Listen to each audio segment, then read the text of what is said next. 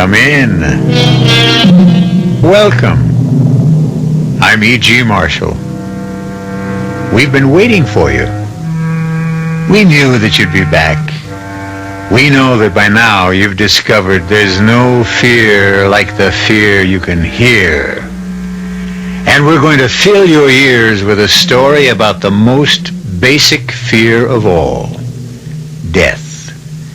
We're going to tell you a story about a man who dispenses death the way other men dispense haircuts. A man known in the parlance of the underworld as the hitman. In case you're unfamiliar with criminal vocabulary, allow me to explain. A hitman is someone hired especially to terminate the life of someone else.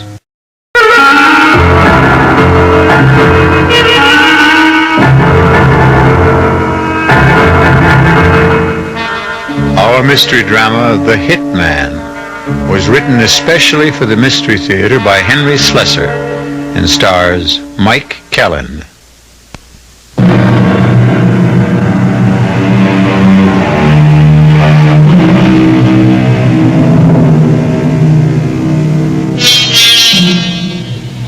Our story begins in a bus terminal of a large eastern city, a place of arrivals and departures. In the crowd, we can see a rather sallow young man searching every face and scowling at his inability to recognize the man he has come to find. But then, he doesn't know what Jim Derry looks like. Jim Derry tries not to make himself too visible a person. Mr. Derry has a very good reason. But now the young man spots someone pulling on a pair of light-colored gloves, and he recognizes the signal, if not the man. Warm day for gloves, ain't it, mister? I got cold hands. Jim Derry? Yes? Huh. I'm Earl. What took you so long? Arnie said you'd be on the 2 o'clock bus. I've been hanging around this crummy terminal for an hour. A gypsy told me never to take a 2 o'clock bus. They didn't tell me you were a comedian. What did they tell you about me, Earl? Come on. Arnie's waiting.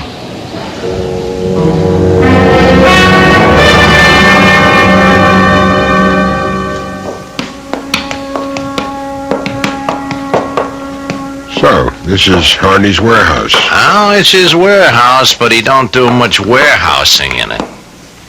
Come on. His office is right here. Yeah, who is it? It's Earl, Mr. Harney. Come in. You took your sweet time getting here. Well, it wasn't my fault, Mr. Harney. He didn't show until 4 o'clock. Sad dear, Derry. I hire somebody, I expect a little punctuality.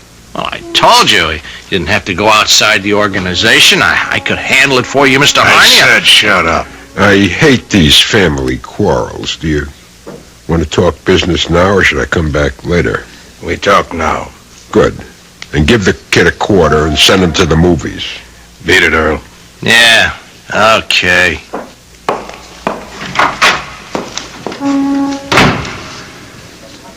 All right, Derry. The family quarrel's over. Now let's talk shop. Okay. My price is $3,000 for the hit. I do good, clean work, pick my own time and place, and never get my clients involved. How does that sound? Sounds fine. This is a private case. Strictly private. Guy named Eddie Breach. Breach used to work for me. Covered the best slice of territory in the city. His receipts were like $5,000 a week. Only they started to drop, understand? 4 one week, 2 the next. Whole thing smelled bad. You don't mean he was a crook? I had him followed. Found out he was making book on his own, setting up his own shop. He was robbing me blind. Who fingers him for me? Earl, finger him this afternoon. See if you can make it fast. And see that I'm kept out of it. That's all. Not all, Mr. Harney. In cases like this, our company likes a deposit. Oh, yeah. Okay. Here's your grand now. You get the rest when I read that obituary.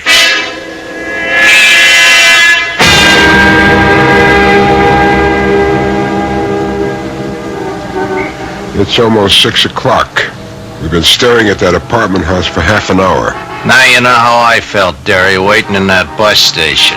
I thought you said Breach should be home by now. Oh, he'll be here. I've been clocking him 3 Fridays in a row. He takes his wife to see the doctor every Friday afternoon, and they get back around now. You didn't tell me he was married. What difference does that make? I just hope he's insured. I like making rich widows. Hey, there's his car.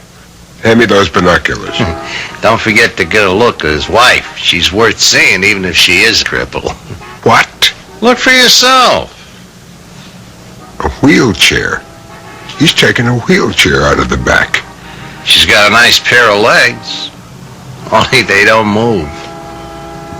Paralyzed? That's right. Well, did you get a good look at him?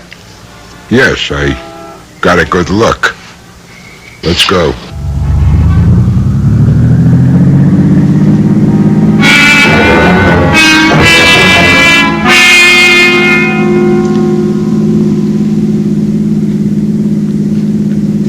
How come Breach married a cripple?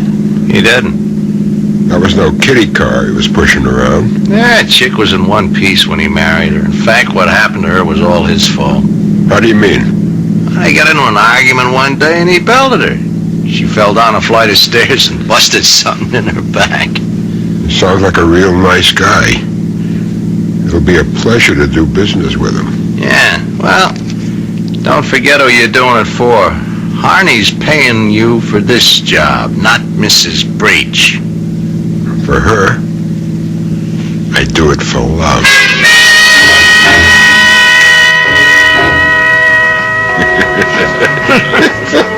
Good afternoon, mister. A lot cooler in here, isn't it? Yeah. It's a refrigerator. What are you having? Making a beer. Right. I just hit this town yesterday. Still haven't found out where the action is. So? A friend of mine told me I might do myself some good here. You know anything about that? Well, depends upon what kind of action you want. I'm flexible. For instance, I wouldn't mind doing business with a horse or two. I'm a bartender, not a bookie. This friend of mine, he told me a guy hangs around here named Breach. Eddie Breach? That's him. He said Breach might be the firm to do business with. You know him? Yeah, I know Mr. Breach. He's a nice guy. Comes in here sometimes with his wife. His wife? In here? Well, why not? I run a family place here. What's Mrs. Breach like? That woman is really something. She's a cripple, you know, in a wheelchair. But she never beefs about it. Best looking chick you ever saw, and she keeps right on smiling. Wheelchair and everything. That's tough, all right. Wheelchair. It's like a stretch in prison. Oh, she's lucky having a husband like Mr. Breach. He's real good to her. Buys her anything she wants. Takes her to the doctor every week. The way I heard it, Breach is the one who put her in the wheelchair. Well, I wouldn't know about that, but he treats her like a queen, I can tell you that. I mean, cripple or not, that is my idea of a happy marriage. Hey, you didn't touch your beer.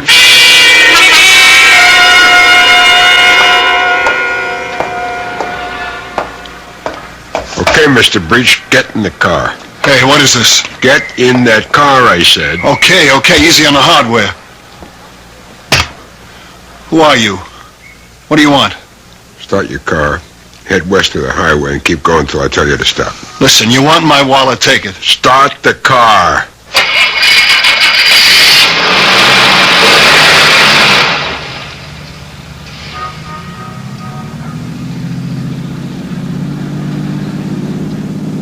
You don't work for Joe Harney, do you? Keep driving. I asked you a question. I work for myself. Look, if Harney did send you, let's talk about it. I'll pay you twice what he's giving you. Just tell me how much. How do you know Harney wants you dead? Maybe it was your wife. Harney's not the only one who hates your guts. Connie? You're crazy. So that's her name, huh? Connie? She wouldn't do anything like that. She needs me. Needs you for what? To belt her again? Who told you about that? You must have been a pretty brave boy. Slugging a woman. That took guts. I'm trying to make it up to her. For Pete's sake, will you give me a chance to make it up to her? That's why I need that money. That's the only reason. So you did cheat Harney. You admit it? I'd cheat my grandmother if it helped Connie. Keep your eyes on the road, Eddie.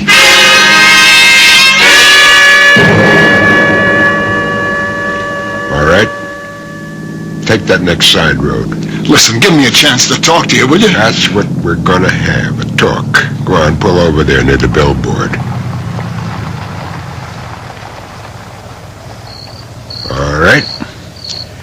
Answer me one question. How were you helping her? What? How were you helping your wife? This doctor you see every Friday, did he say something could be done for her? No. I never said that. The spinal cord is all busted up. All he can do is make her more comfortable. So the sentence is life. You think I don't feel lousy about it? I know it was my fault, but I didn't mean it. She might be better off without you. Maybe she would. All right. Let's go. Where to now? We're going to your place.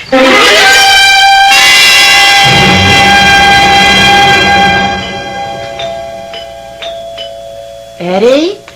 Yeah, honey, it's me. Oh, you didn't tell me you were bringing anyone here. I decided not to go downtown. I ran into a friend of mine, and we got to talking. My name is Derry, Mrs. Breach. Jim Derry. I'm sorry to bust in on you like this. Oh, but I'm glad you did. Really. I love to see Eddie's friends. We don't do very much entertaining. You got a nice apartment, Mrs. Breach. Well, thank you. I keep it uncluttered so I can scoot around easily in this wheelchair. My track record is 1 minute, 3 seconds from the living room to the bedroom to the kitchen. That's quite a record. Now let me get you a drink. Eddie says I'm the best rolling bartender in town. Watch me. Don't bother, Mrs. Breach. I don't drink. Not on the job, right? Oh, please, let me get you something. You see, I'm grateful to you, Mr. Derry. I was looking forward to a lonely evening when you came along. My husband usually works very late. Honey, you look a little tired. Did you take your pills yet? Oh, I'm fine, Eddie. Stop worrying about me. Please sit down, Mr. Derry. It's such a pleasure to talk to one of Eddie's friends. Well, let's cut this out. He's no friend of mine. I never saw him before in my life. What? Tell her who you work for, Derry. All right. At the moment, I work for a man named Joe Harney. Harney? That's right. And what do you want from us? I want us to sit down and have a talk. I'm already sitting down, Mr. Derry. Joe Harney isn't pleased with your husband, Mrs. Breach. He thinks he cheated him. Cheated him out of a lot of money. Well, I'm sure that's not true. I didn't cheat him. I just went into business for myself. I got a right to go into business for myself. Yes, I know. It's called free enterprise. But just the same, Mr. Harney is very angry. He's not just angry, he's afraid. He's worried that if Eddie gets away with this, he'll set a bad precedent. So he only knows one remedy for the situation. And tonight, this could have been it. A gun!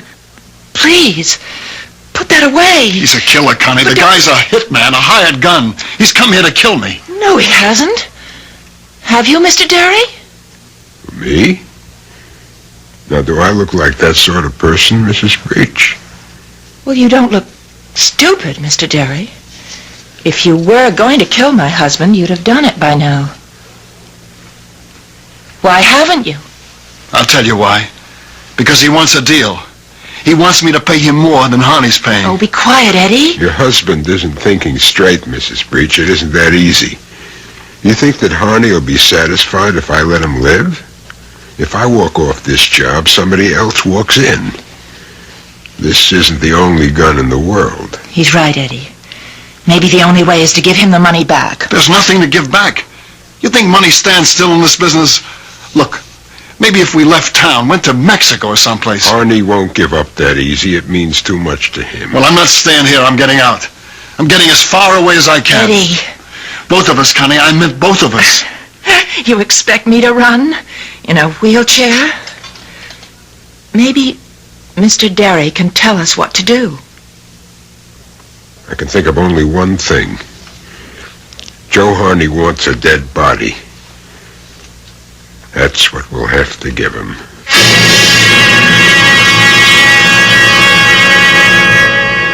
Well, we seem to have encountered a hitman with a heart. At least a hitman with a soft spot for a beautiful, afflicted young woman. But Jim Derry can't fail his assignment either. If he doesn't collect the rest of the money, he may be collected himself. We'll find out what happens to this strange threesome when I return shortly with Act 2.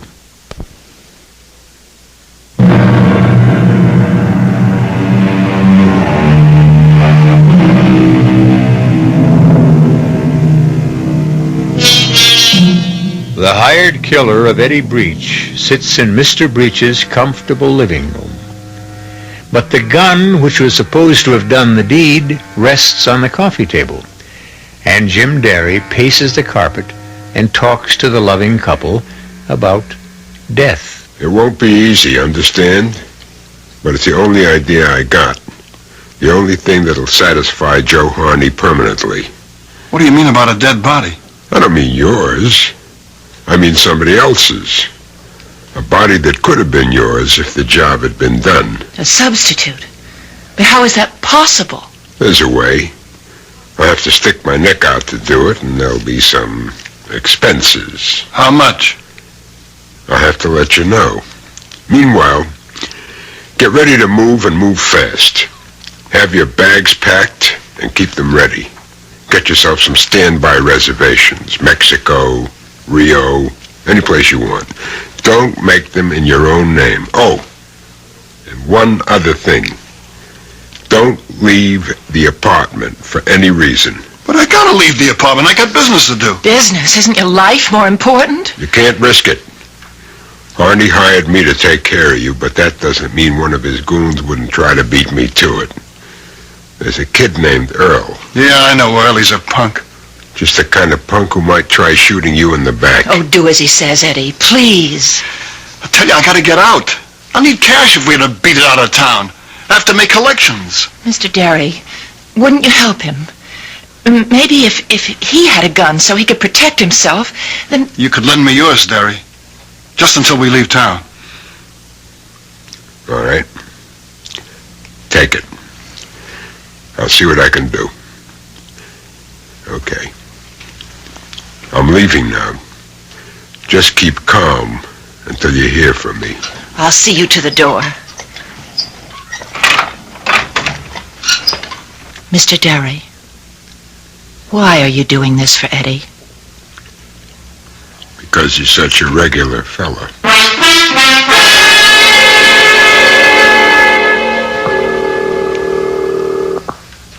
Figaro mortuary. Fig, this is Jim Derry. 3 cheers. What are you doing back in town? You ain't been here in 10 years. Business, Fig. I'm here on business. Just like in the old days. The old days are over. I make more money legitimate now than I used to make crooked. For me, crime doesn't pay, like it says on the posters. Wow. This is legitimate. Almost. I want to make a purchase. What kind? You are the only store in town that has what I want, Fig. I want to buy a corpse. I don't know what I'm doing this for. I must be getting soft in the head. Tell me about the body, Fig. He's a short, heavy cookie, maybe 50 years old, full of mustaches. What does that matter? No, I guess it won't matter. Not after I get through with him. When can I take delivery? Well, tonight. You could bring your car around to the back of my place, say, around 11 o'clock. Okay, Fig. I'll be there. You sure there won't be any complications? No, the guy doesn't have any family. He'll end up in the city cemetery anyway.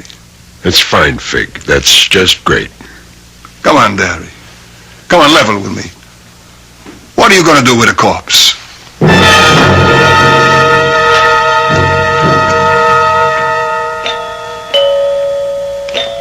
Who is it?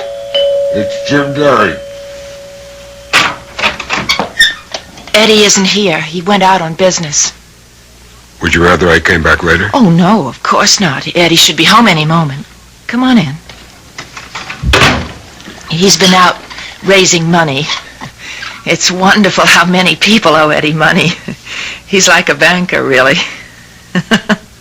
You know what he tells his mother? What? He tells her he's an accountant. She's a sweet old lady. She knows the truth, but she never lets on. And do you know the truth about him? I never had any illusions about Eddie. Would you like a drink? Oh, sorry, forgot. You don't drink. I'll take a beer if you have one. Coming right up. Oh, maybe when we were first married, I had an illusion or two. It's easy when you're young, and you've got a nice straight spine. You're still young. Yes. I'm still that, I suppose. Oh, what do you know? No beer. It doesn't matter. Does he leave you alone a lot? Beg your pardon? That banker husband of yours? Oh, Eddie's a busy man. He doesn't have normal hours like other people. I don't suppose that you do either. We're talking about Eddie. You're curious about him, aren't you? You're trying to make some moral judgment to decide whether he's worth saving or not? I've already decided that, haven't I? Do you know about Eddie and me? About the accident? Yes. We were living in an old brownstone. Eddie was late. I was waiting for him at the top of the stairs with an argument all ready, and I said a lot of nasty things, and so did he, and he started to shake me, and I lost my balance. Well, how do they look? Your legs? They look fine. You'd never know they were dead, would you? You know something? I've got my own theory about you, Mr. Derry, about why you're helping us. You do? Mm-hmm. I've been a cripple for over a year, and I've become an expert on pity. I can spot pity half a mile away. You think that's my reason? That's everybody's reason. It's me, honey. Sorry. Hello, Derry. I just came to tell you that everything is set. What does everything mean? You are going to be a dead man by tomorrow morning. You can leave town as soon as you get on a plane. There's one leaving for Mexico City at 4 tomorrow afternoon. We got reservations. You better confirm them. What's going to cost me what you're doing? In cash, $1,000. $500 for me, $500 for a friend of mine. A couple of pieces of jewelry. And that car of yours. My car? You can't take my car. You won't need it in Mexico. They got donkeys. Now, wait a minute. Eddie, we've got to do as he says. If you don't like my proposition, you can always say no. Then you can take your chances with Harney. Okay. What else do you want? I'll need your wallet, your watch, any other jewelry you carry. That wedding ring, is it inscribed? Yes, I had it done. Let's have it. What's the idea of all this? Your car is going to be in an accident tonight, Eddie. It's going to catch on fire.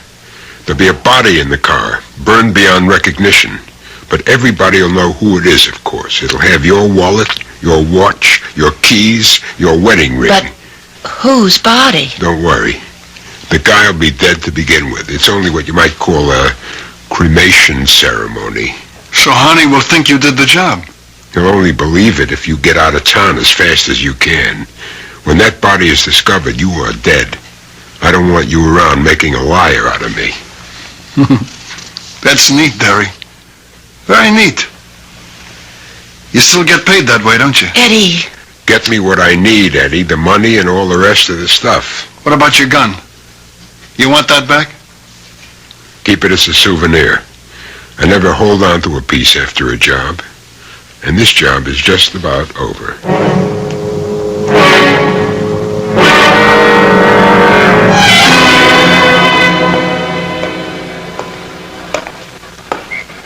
Hey, Derry. What do you want, Earl? Just want to give you a message. Mr. Harney isn't happy. Mr. Harney says he sort of expected some action by now. Tell him to read the contract again. I picked my own time and place. It says so in the small print. I thought you were supposed to be a pro. I would have had Eddie Breach stretched out and buried 2 days ago. I'm sure of it. And Harney's paying you $3 grand? I would have done it for half the money. You would have done it for laughs, Earl. You know something? I ought to show him that he didn't need you. I ought to take care of Eddie myself. Harney wouldn't like that. He's liable to spank. So long, Earl. All right, Earl. Hold it. Right there. Hey, what do you guys want? I'm Lieutenant Gale, Police Department. What I want's very simple, Earl. I want you.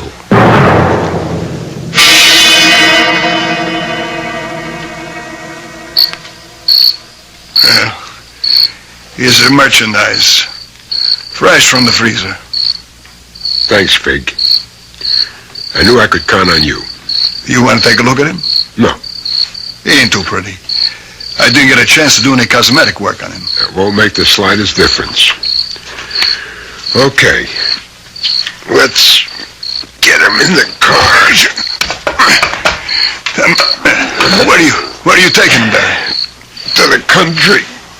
Oh, boy. First time I ever heard of taking a stiff for a ride.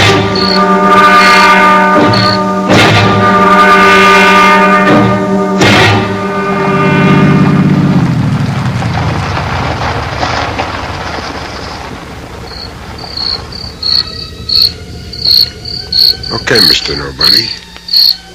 Time for the ceremony. First, you gotta get behind the wheel. I'll dump your wallet in the clear. Now, here's your pretty jewelry. That ring is a tight fit. Now your keys, and that's about it. Except for that can of gasoline. There. That ought to be enough to make it hit the gas tank. Now all I need is a match.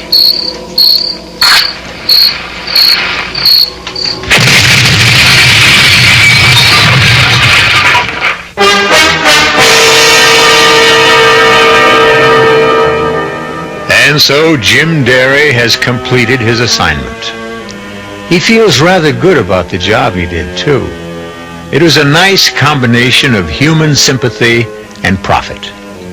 $500 from Eddie Breach, $3,000 from Joe Harney, and a sense of having done something worthwhile for a change. But will Jim Derry remain pleased with himself? What will the arrest of Earl do to his plans? We'll find out when I return shortly with Act 3.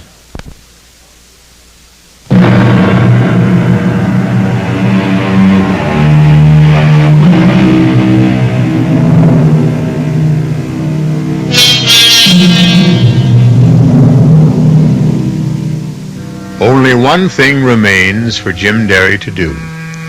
He has to make one final call on the man who brought him to town in the first place. He has a good report for Joe Harney. And Joe Harney has $2,000 waiting for him. Yeah? Come in. Oh. So it's you. How are you, Mr. Harney? How do you think I am? Anything wrong? The cops picked up Earl on some old assault charge. That kid's more trouble than he's worth. I could have told you that. Well, at least there's one problem you won't have anymore. You mean Breach? You won't be hearing from him again. Give me details. He's dead. That's a big detail. I want to know how. I got Breach to take me for a little ride in the country. When we stopped to look at the scenery, I slugged him. Then I gave his car a little gasoline bath. You burned him? If you want to see what's left, take a drive out on Route 7, make a right on Potter Valley Road. There's not much to see, though. What'd you do after that? I took a nice long walk. There's a motel about a mile and a half south. I spent the night there. Didn't even get a chance to shave. Huh? Sure it went all right? Nobody spotted you? Our work is guaranteed, Mr. Harney. Money back if not satisfied. And speaking of money... Yeah. Yeah, I know. $2,000.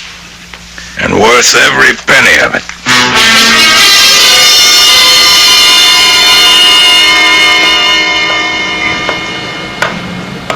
Excuse me. Your name James Derry? Pardon? I said your name James Derry.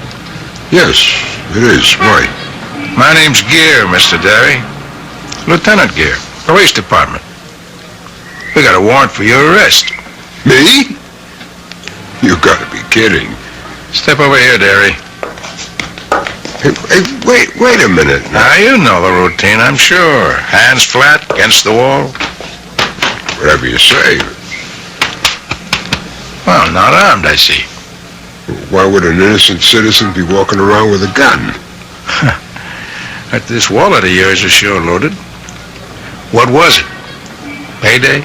That's my traveling money. You must be a high-priced man, Derry. I sold a car for a guy. Second-hand sports job. That's the money he paid me for it. Yeah, sure. And I'll bet you got a copy of the bill of sale, don't you? Well, you give me a chance to get it, We'll talk about it at headquarters.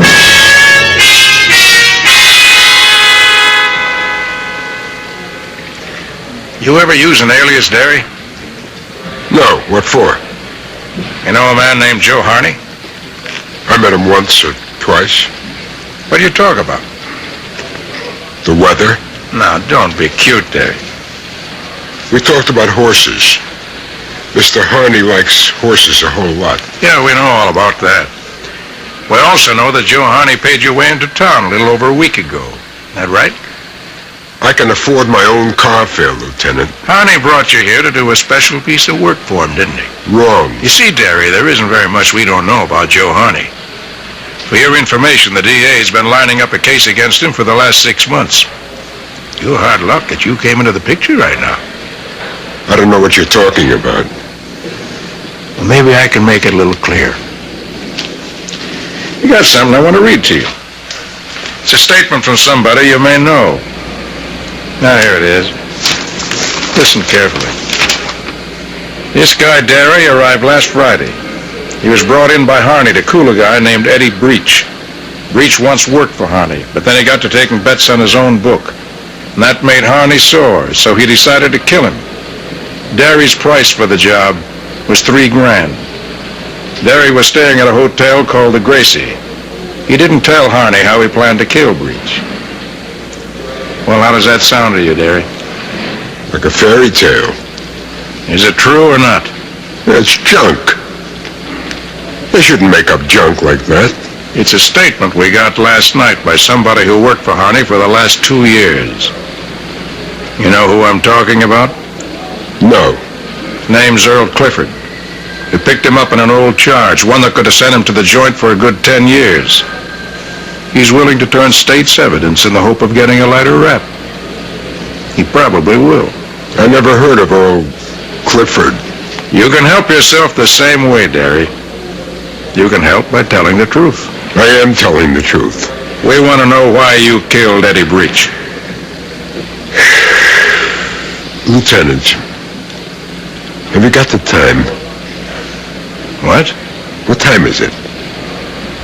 4:30. 4:30, that's what I make it to. And how is the weather out? Still warm and sunny. Good flying weather, huh? All right, what's the joke, Derry? The joke is over. I'm ready to tell you what I know, just as soon as I get a cup of coffee.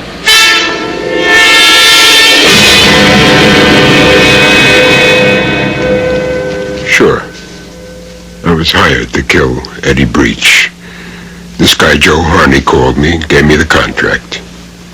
I don't know why he picked me. I never did that kind of work before. Sure, Derry. We know. Your hands are nice and clean. Anyway, I came to see Harney. He told me the setup. Seemed this guy Breach has been jabbing him for money, and he wanted him dead. Well, I said I'd do it. I see. Only I didn't mean it, Lieutenant. I'm no killer. Like you said, I'm clean. No record, nothing.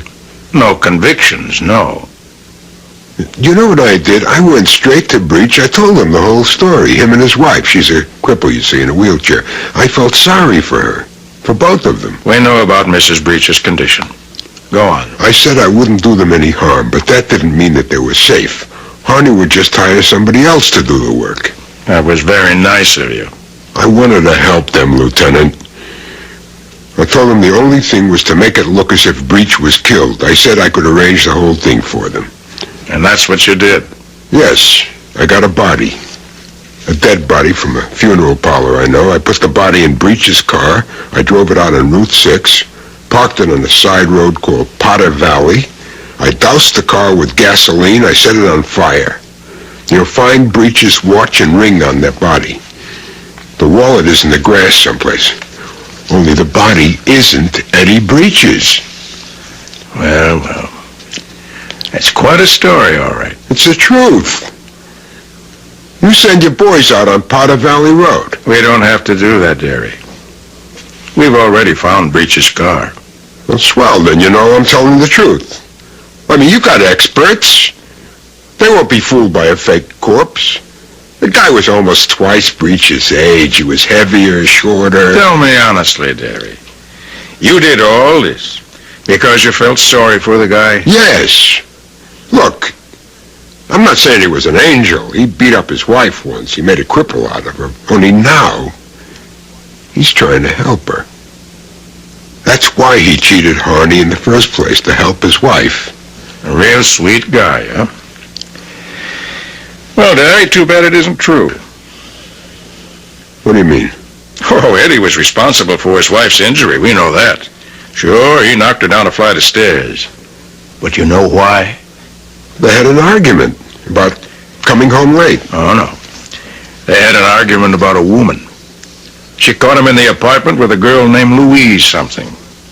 She didn't tell me that. And Breach didn't give up Louise after that either. He's been cheating on his wife ever since. The fact that she was in a wheelchair only made it easier. No, I never knew about that. But his wife knew, Derry. What? That was the tough part. Connie Breach knew all about it. And there was nothing she could do. Just had to sit there in that wheelchair and let him do whatever he pleased. That's your good friend, sweet Eddie Breach. Well,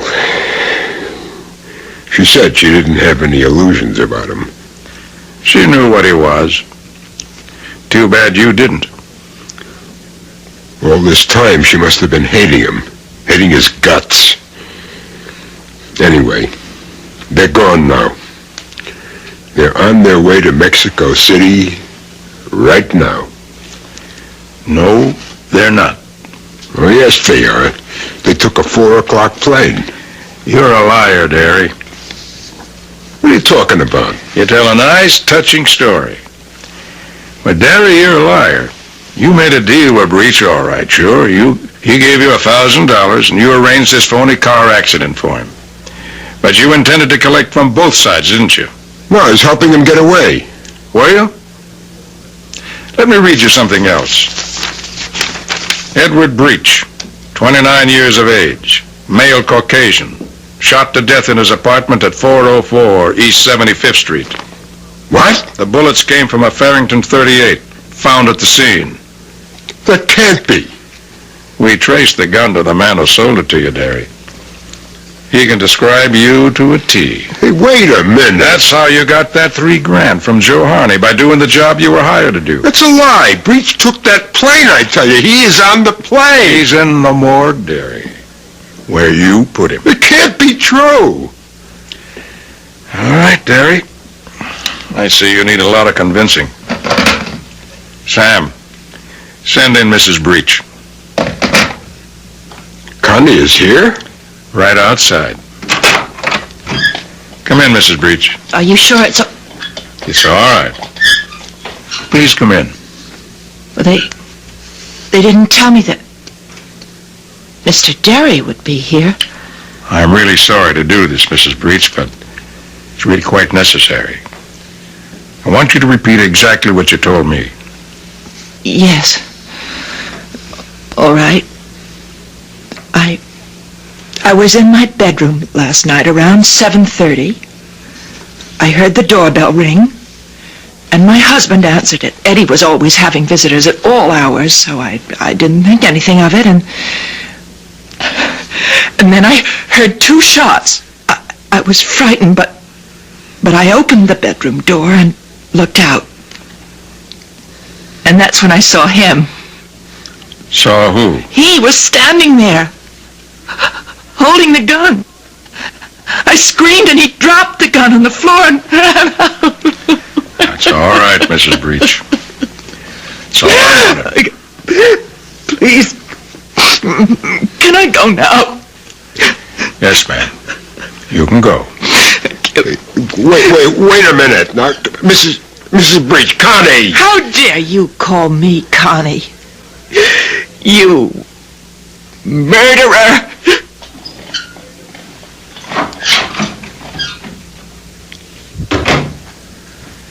That was your mistake, Derry. You should have killed her, too. You were just too soft-hearted.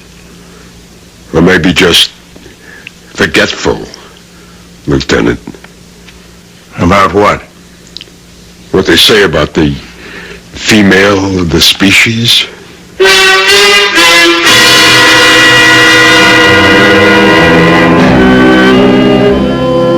And so the kind-hearted hitman falls victim to a revengeful woman. We can only hope that justice finally triumphed, that Lieutenant Gere eventually realized the truth about what happened in that apartment on East 75th Street. Although, who's to say that Mrs. Edward Breach isn't already in a prison of her own contrivance? I'll be back shortly.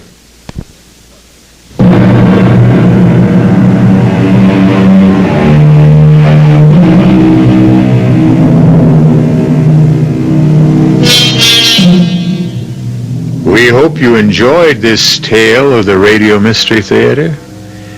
If you come back next time, I'm sure we'll have another tale of murder, trickery, deceit, terror, and other goodies. Our cast included Mike Kellen, Alan Manson, Earl Hammond, and Lon Clark. The entire production was under the direction of Hyman Brown. This is E.G. Marshall inviting you to return to our Mystery Theater for another adventure in the macabre. Until next time, pleasant dreams.